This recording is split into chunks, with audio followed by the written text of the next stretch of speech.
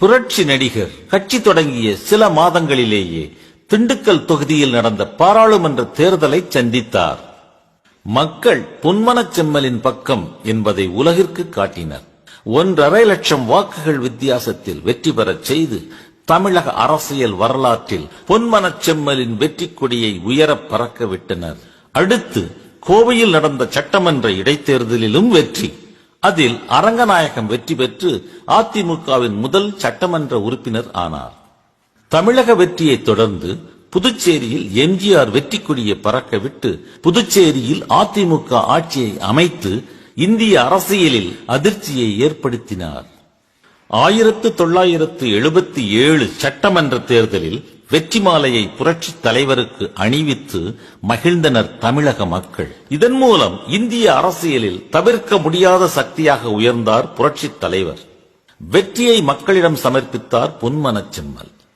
ராஜாஜி ஹாலில் அரசாங்க சடங்கை முடித்த சில நிமிடங்களிலேயே தனது தலைவனை முதல்வராக பார்க்கும் ஆசையில் அண்ணா சாலை முழுவதும் கூடியிருந்த பல லட்சம் தொண்டர்களிடம் அண்ணா மீது ஆணையிட்டு, நீங்கள் தான் எஜமானர்கள், எங்களுக்கு உத்தரவு தாருங்கள், அமைச்சரவைக்கு ஆசி வழங்குங்கள் என தனது ரத்தத்தின் ரத்தங்களிடம் ஆசீர்வாதம் கேட்டு மக்களை கண் கலங்க வைத்தார். இந்திய அரசியல் வரலாற்றில் மக்களிடம் ஆசீர்வாதம் கேட்ட முதல் தலைவரானார் எம்ஜிஆர். என் அன்புக்குரிய தாய்மார்களே, என் மரியாதைக்குரிய பெரியோர்களே, என் ரத்தத்தின் ரத்தமான உடன்பிறப்புகளே, நமது இளைய தெய்வமான பேரறிஞர் அமரர் அண்ணாவின் மீது ஆணையிட்டு உங்களுக்கு முன்பாக நான் உறுதியேற்க விரும்புகின்றேன்.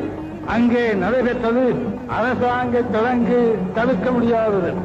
இங்கே நடப்பது உங்கள் கட்டளையை எதிர்பார்த்து மக்கள் தீர்ப்பே மகேசன் தீர்ப்பே என்று சொன்ன பேரறிஞர் அண்ணாவினுடைய எண்ணத்திற்கேற்ப தமிழக மக்களின் பிரதிநிதியாகி உங்கள் முன் நாங்கள் அமைத்திருக்கின்ற அமைச்சரவையின் சார்பாகவும் அனைத்து இந்திய அண்ணா திராவிட முன்னேற்ற கழகத்தின் சார்பாகவும் ஒரு செய்தியை இங்கே நான் குறிப்பிட கடமைப்பட்டிருக்கின்றேன்.